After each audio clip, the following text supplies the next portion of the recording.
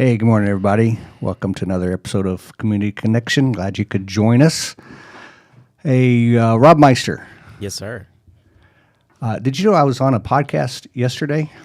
Oh, that's so cool. No, I didn't know that. Yeah, I was on the Charles Billingsley podcast. It was recorded yesterday, but we played later.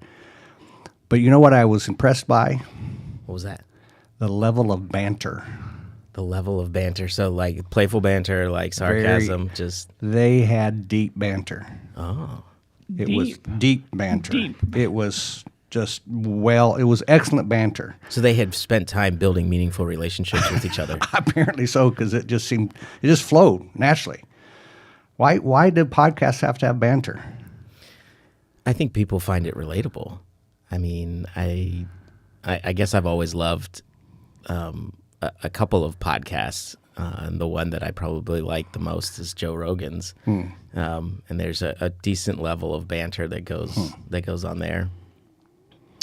Well, I think we're going to have to step up our banter. Okay, I know what that Co-host. means. I know what that means. you're going to have to up your banter game.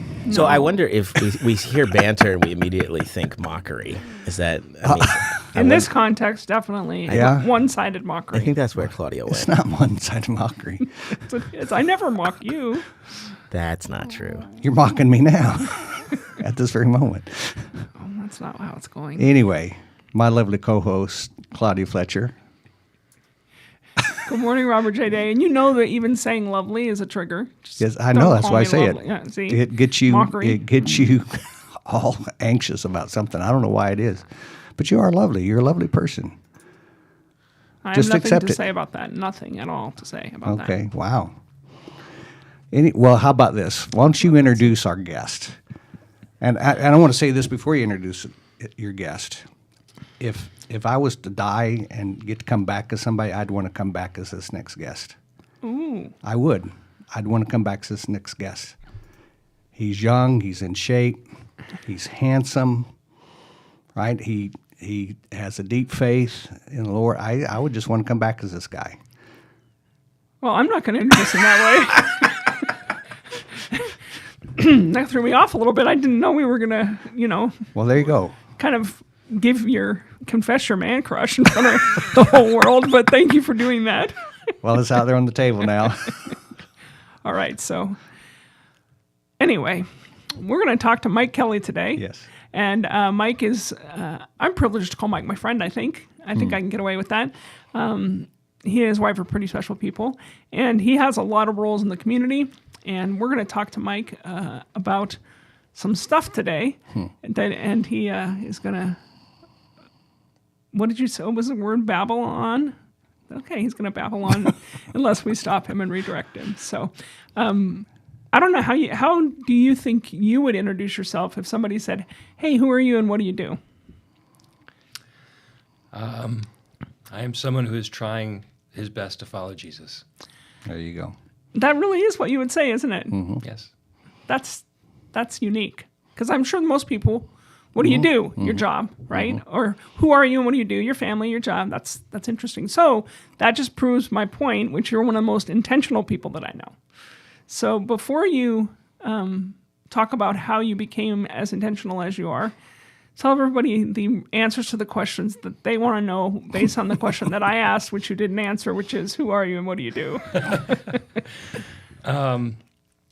So I work at Blue Ridge Community Church. I'm in the kids ministry there, and I have a wife and two lovely daughters, and those are the pieces of my life.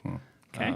I'm involved in other charitable things outside of Patrick Henry, and I just try to fill up all my time with things that will bring glory to God. So how did you become this intentional guy? It certainly was not always the case. I came to Christ early in my life, at 9 years old. I can still remember. I can still remember the moment. I can still remember the song that was playing. So I know it was as real as anything in my life. And I followed Jesus the best that I could as a 9, 10, 11, 12, 13-year-old boy. And then I got into my later teenage years and, fell into some rebellion and then kind of really drifted off course in my 20s.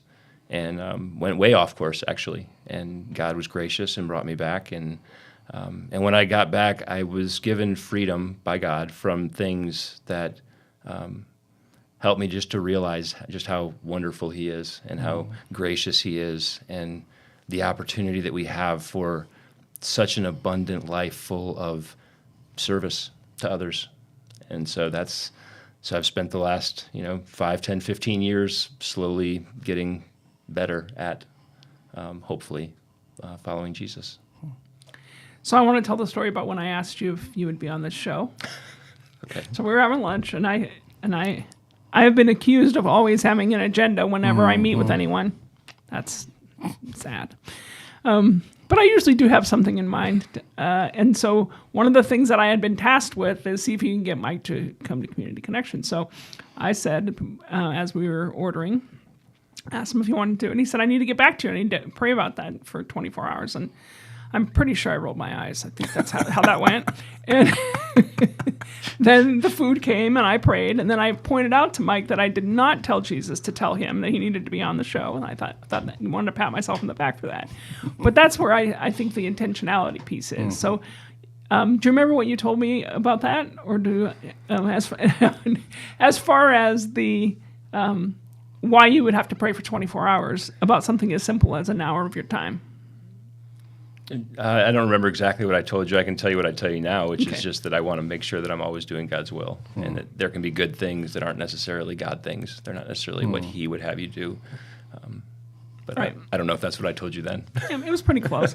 And I think that the extra piece that you said, and I actually quoted you in a Bible study last night, is that, and when you get to a certain point in life, you have so many good things that you have choices for, right? It's not like you're deciding, should I be on Community Connect or should I, go down and get drunk, right? It's not, you're not choosing between a bad thing and a good thing when you get to a certain point in your faith, but you have to choose and ask God what is the best thing, because there's so many opportunities out there. Yeah, I would agree with that. And the best thing is what He has for you, Yes. which may not be the best thing for somebody else, right? That's the key. Right. Yeah. And it fits into our gifts, it fits into our personality, it fits into our sphere of influence. There's all kinds of things. There's opportunities that are going to come to Mike that aren't going to come to me, Yeah. and the other way around. But being able to be intentional about saying, okay, God, which of these are the most important? And calling's a big part of that. And you kind of start identifying your calling by you see patterns of what He's been doing in your life, and also what kind of stirs your heart. And it seems to me kids are a big part of what stirs your heart and what He's been calling you to in various forms. Is that right? Yeah, I would agree with that. And I think that comes back to 15 years ago, reading passages in the Bible that I'd read hundreds of times before, but one specifically in James. James 1:27, I'm sure you're familiar with it, but it says religion that's pure and undefiled is this, that you help, and then I'm paraphrasing now, but that you help widows and orphans in their distress. That's right. And stay unpolluted from the world. And I think that in that moment, it was like God was speaking that to me. Like, if you hear people all the time saying that I want to pray and then find out what God's will is for me. If you want to know God's will for you, just read the Bible. There you go. It's in there. And it'll jump out on the pages. Yeah. Yeah. That's awesome. So, not all of our listeners may have made the connection that Mike is on our board. He's one of our trustees. Very glad to have you on it because you have the heart for the kids and you have a particular perspective about that, and we appreciate that.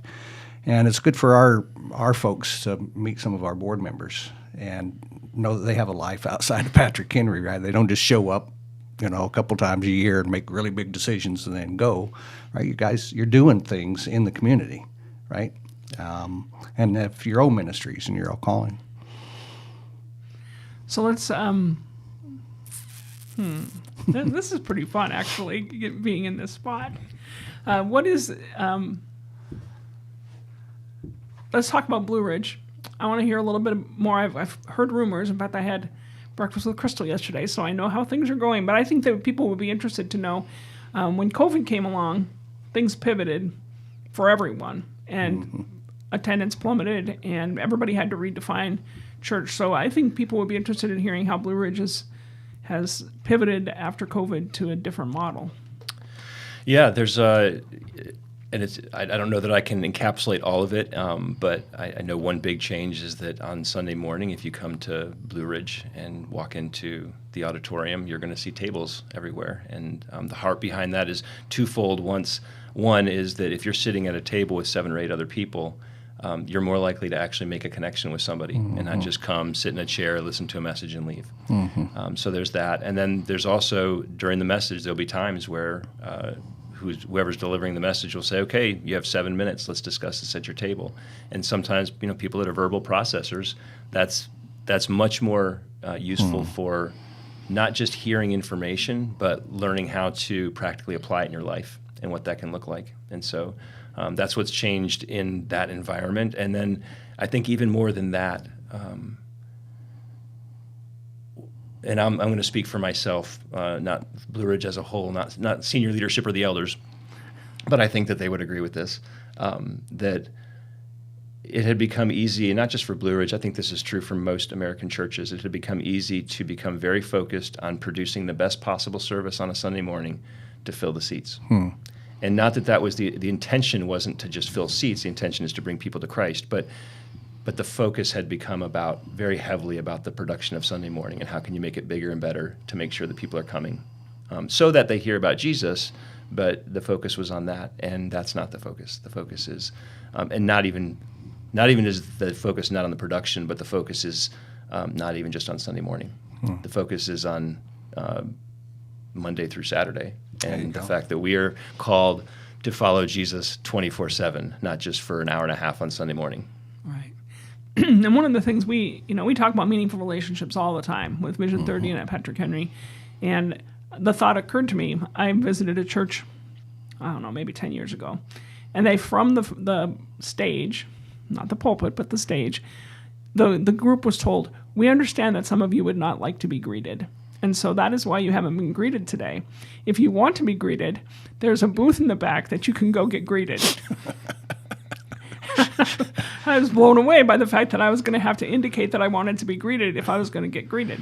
And so I think that pendulum has swung. But when I think about, Care Portal is a big part of what I do, and personally and professionally. And when I think about we're asking the church to build meaningful relationships with people in the community when they don't even have meaningful relationships at church because it's been a consumer mindset. I'm going to come, I'm going to get fed, and I'm going to go. And so I love the idea that these people are building relationships. And I think that once the church can do that well internally, then there's a better chance that they can do it externally. But a lot of churches just aren't doing meaningful relationships well internally, and so it doesn't translate out. And that's why some of the success that we've had with Care Portal has been more in smaller churches than in bigger ones, because the smaller churches seems to have been able to figure that out. So I love that there's a larger church that's saying, how can we focus on these relationships? One question, then we're going to take a little commercial break, but how's that impacted the children's ministry? Blue Ridge was always known as having an excellent children's program, right? And I assume it's still an excellent children's program, but has the shift in emphasis impacted the kids' ministry in some way? Yeah, actually in quite a few different ways. One, the same focus on the big production. I mean, the Sunday morning at Blue Ridge pre-COVID was like a vacation Bible school every Sunday morning. I mean, it was a huge production, dramas, and it was great. And the kids enjoyed it. But that's a lot of time, resources, money, all the things that go into that. And that's not what's necessarily important. You know, what's important is, are the kids that are coming, are they walking away with some truth from the Bible? Or are they walking away with a better understanding of what Jesus wants for them, not from them? For them. For them. And All right. Well, Mike, I know that you love kids, and you've been that's just part of who you are and part of God's call on you. So I think you're going to appreciate this next commercial about Hat Creek Camp. We've been showing some camp commercials because we're gearing up for camp. This is a good time to start registering, looking for counselors for us, trying to meet some of the needs of the camp. So let's see what you guys have for us today. First couple of days of camp, I was like, I'm not sure if I can do this. I was honestly thinking about leaving. I was like, I'm not sure if I'm cut out to be a camp counselor. But there was a little girl, she was laying in bed, and one of the counselors was playing music for bedtime, and a song came on. It was like, "You Are My Sunshine." And she started crying. I came up to her, and I'm talking to her, and The song for her was a reminder of her mom. She was in foster care, and her mom used to sing it to her every night before she went to bed. And now that she's in foster care, she only gets to see her mom 2 hours a week, but her mom's also sick, so sometimes she doesn't even get to see her.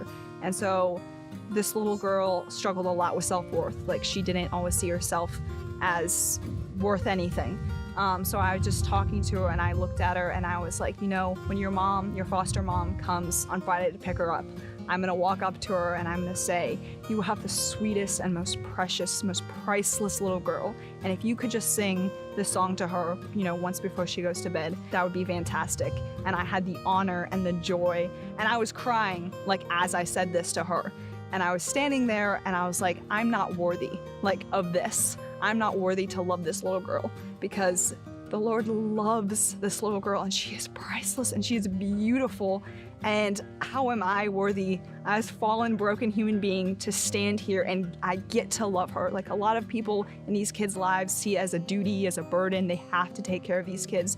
And I was standing there like, I get to love her, even for a week. Like, I might never see her again, but I got to just love her in that moment, love her for that week. That was the first week. And after that, I was like, I can do this. Not because I'm worthy, not because I'm good enough, but the Lord let me have this opportunity, and it was the most special thing ever. And I've had 1,000 little moments after that that just reminded me, but that was the first one, and so I think that just sticks the biggest in my heart, just because it was the first thing that I was like, wow, I can do this because the Lord, He called me here and He wants me to do this, and He's letting me have this opportunity to love them. So that was the coolest moment.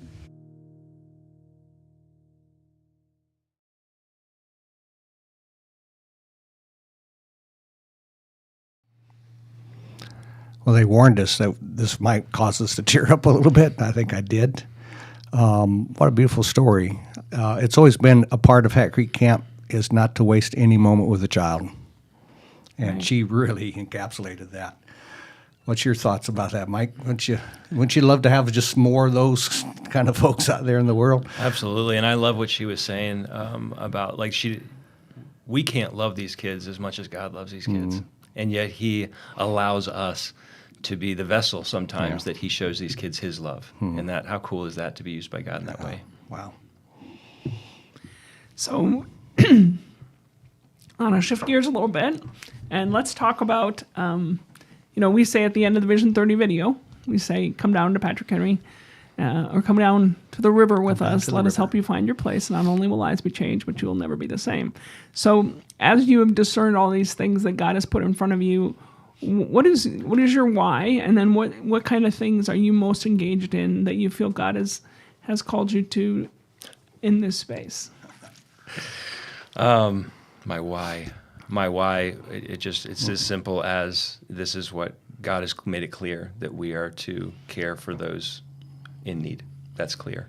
Another passage that always comes to mind is, if you have the world's goods, if you have material possessions, and you see your brother in need, or brother or sister or son or daughter in need, and you close your heart to them, how does God's love abide in you?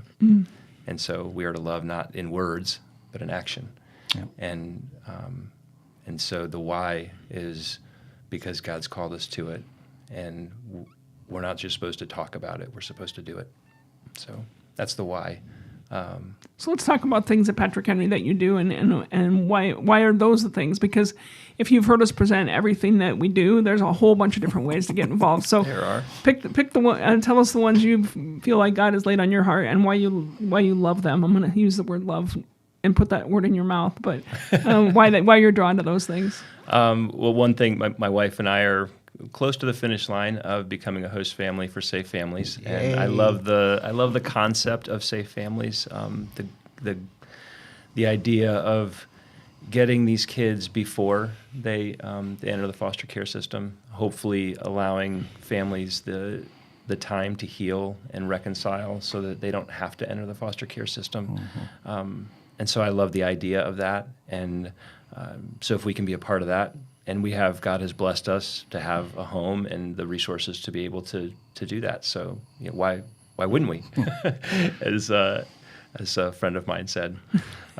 So the friend of mine was Claudia, by the way. Yes, I'm like, And then Care Portal, I love the idea of Care Portal, the idea of when people are in need in the community and they can present those needs to local churches, and then local churches can get involved in those. And so it's action. I like action.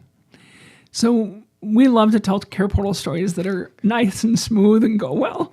But I think it would be great to hear of, because I think that we get the idea as Christians that if God asks us to do something, he's going to make sure it goes well, right? That everything just clicks. And then we get real disillusioned when we say, well, God, you asked me to do this and I hate it, or it's not going well, or something bad happened. So I know you have a Care Portal story of how it didn't go smoothly, but it's kind of had a redeeming end to it. I'd love for you to tell people that story. Yeah. Yeah, and Jesus said, in this world you will have trouble. So, I mean, he was pretty clear that things aren't going to always go smoothly, and we're supposed to find joy in suffering. So I always think of those things. Me and a men's group that I'm in, gathered some furniture that we were going to deliver to somebody had put a request in for Care Portal, and I ended up being the only one available to deliver that day. So I went myself, put some of the furniture in my truck and took it over, and as soon as I knocked on the door, I could hear the yelling inside. There was clearly some family dynamics that were at play. But so I went back out to my truck and waited. It turned out that they didn't want some of the furniture because it wasn't brand new furniture, and so just some things where it's like it could be easy to get frustrated that if people are in need, why are they turning their nose up at the what's being provided them. But so I'm going to back up for a second. And I told Claudia this before. Sometimes I start 3 or 4 sentences before I finish one.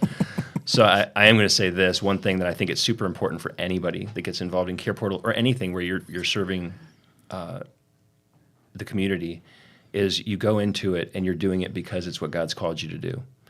And it's not because of the result. Kind of to your point, it has nothing to do, because if you go in with an expectation of this is how this is going to play out, I'm going to do this thing and it's going to have this result and it's going to change their family forever and it's going to be wonderful and birds are going to be chirping and the sun's going to be shining, and that is not often what it looks like. So I'm at the house and they're fighting and I'm standing out of the truck having a hard time getting any of the furniture delivered, and I eventually got a bed and a box spring taken upstairs. And I came back downstairs, and the police had been called, not on me, but on one of the family members for another family member. And the police officer happened to be my brother-in-law, which was kind of an ironic twist. And so then I left, without delivering most of the furniture. I left, but I was able to text the young father that was involved in the request afterwards, and just let him know that I lived 8 minutes away from where they were, and if he ever needed anything, if he ever needed support in any other way, just to let me know. And we got talking back and forth, and it turns out that he's addicted to alcohol, and he's an active alcoholic, and he doesn't know what to do. And when I talked about really falling off the rails back in my 20s, that's part of my story, is active addiction. 25 years ago, that's where I was. And so God very graciously lifted me out of that. And so I told him, I'd love to meet with you and have a conversation, tell you a little bit of my story that might give you some hope. So we went back and forth for a few weeks trying to set that up, and probably a week and a half, 2 weeks ago, we were able to actually connect, took him out to dinner, and then got him to his first AA meeting. And then last week I reached out to him, and he'd gone to another one on his own. He's still struggling with the active addiction, but seeds are being planted, and we're just praying that God will do what only God can do. What a beautiful story. And it could have been Yeah. that it didn't end that way. I mean, it's great that it did, and your persistence and God made it happen. Well, it But hasn't ended yet either. Right, it though. hasn't ended. But it could have been. That could have been the end of your part in it. Was the police officer? Absolutely. And that could have been the end. And still, I think recognizing, there's a passage in Scripture that says, I watered, Apollos, I planted, Apollos watered. God gives the growth, right? Yep. So when we step into these spaces with these complex human beings with all the issues they have going on, if we don't go with the willingness to do whatever piece it is God has for me today, regardless of the way it looks like it's turning out today, the story's not over. And we can do that. And yet, you continuing to reach out to him and not saying, well, that was a nightmare, right?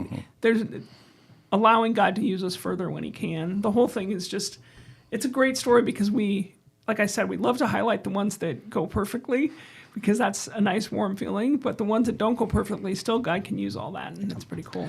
But it speaks to the whole philosophy behind Care Portal is the ministry wasn't about you delivering stuff. The stuff is an opportunity to form a relationship. Absolutely. And in a really tough spot, you open that door to allow that to happen, and he stepped in. That's beautiful. Yeah. And we don't know how it's going to end, but it's taken a step further than what it could have ended, Right. like what you said. So God has stirred your heart for kids, obviously locally, but it ends up that he's called you to care for some kids on the other side of the world. Tell us a little bit about that in the time we have left. Yeah, so 5 years ago, 2018, 5 years ago, I had the opportunity to go to Sierra Leone for the first time. There's an orphanage there that Blue Ridge Community Church has partnered with, and I knew that week that was going to be more than just a one-time mission trip for me. So I've been back. I'm going back for the fifth time at the end of April. Yeah. And we've actually, me and 4 other people have recently started up our own nonprofit, Action 318, to address some of the additional needs that we see outside of just the home. So there's a charitable organization that we're partnered with that handles the operations of the children's home, but we want to look at providing higher education, business opportunities outside of once they've kind of graduated their school system. And, Yeah. but with all of it, the focus being how do we grow God's kingdom? Yeah. How do we leverage these kids who have, in some cases, been in this home now for 12, 13, 14 years? How do they become, in whatever they're doing outside of the home, someone who is spreading the message of hope to the people around them? Wow. I'm trying to think 318. Which 318 are we 1 John 3:18, Okay. Which says, which is love not in word and speech, but in action and in truth. Love in action. Action. That is beautiful. Yep. Wow. Well, thank you for what you're doing for the kids there and the kids here and the spaces that you're stepping into with intentionality and with the right motive, right? Wrap this up for us, Claudia. What's this all about? I mean, Vision 30, we're right in the middle of what we're talking about here, right? Yep. It's not a program. I mean, there's programs involved in it, and there's a platform like Care Portal.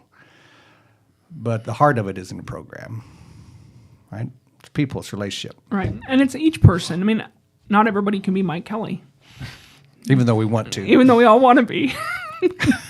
But if you listening to all that, I'm sure you're tempted to say, well, there's no way I can do all that, right? Well, maybe God's not calling you to do all that. But the secret to Vision 30 is that each person knows where their place is, and each person is willing to say, I'm willing to do the next thing, and I'm willing to be brave enough to ask God what that next thing is. And if we have everybody in a city like Lynchburg that says they're a follower of Jesus, that's willing to ask Jesus that one question, where do you want me to do? What do you want me to do, and where do you want me to do it right now in this community to make Vision 30 happen? If every person would do that, we would definitely be able to do it, because it's not what a small group of people can do. It's going to take everybody being brave enough to ask that question, what do you want me to do? And then go do it. Wonderful. What time is church at Blue Ridge for folks who may be interested in coming and seeing what's happening in a new way there? Sunday service is 8:30 and 10:30. 8:30 and 10:30. And for those introverts who think, I don't know if I want to go sit at a table with people I don't know. Give it a shot. There's a cafe area that you can sit in if you don't want to go into the big room, Okay. but I would encourage you to go into the big room. Go into the big room. I know. Come into the big room with the come big into the boy. big room with Yeah. the people, because I know lots of introverts who have been in there and it has transformed their lives. Yeah. All right. And if you're a family with kids, it sounds like it's a good place to go to church. They're in good hands. They are in good hands. Yeah. They're in God's hands. Amen. Thanks, Mike Kelly. A pleasure. Thanks, Claudia Fletcher. You're welcome, Robert. Appreciate you so much. Hey, and we appreciate you guys too, and look forward to seeing you next Thursday on Community Connection. nobody gets to choose their family. If a person is fortunate enough to be born into a healthy family, then life can be much like floating down a smooth, gentle river in the summertime. But an unhealthy family is like a dangerous river, filled with rocks, debris, and fast-moving water. This river swiftly leads to the steep waterfall of adulthood, tragically forming a new river of dysfunction. Even if you aren't born into an unhealthy river, there are many streams that cause a person to get there. But there is only one way to get out, and that is through a meaningful relationship. Across our region, there are many agencies, churches, and families who are devoted to helping children escape from unhealthy rivers. Some feel their role is to wade in and rescue children. They foster, adopt, or provide safe families. Others stand by the river and support the rescuers by providing what they need. Still, others are upstream and stand in the gap to keep children from ending up in the negative situations. At Patrick Henry Family Services, we see ourselves as having an additional role. We are running up and down the shores of the unhealthy river, screaming, "Can't you see the children in the water? You have to do something." Vision 30 is a 10-year initiative. By 2030, we envision a region where all children are safe in their own family, or with caregivers who are supported by a local faith community.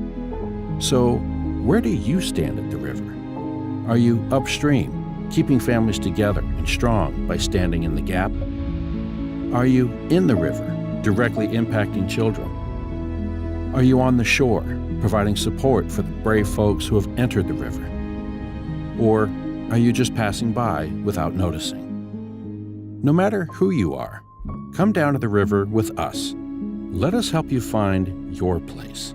Not only will lives be changed, but you will never be the same.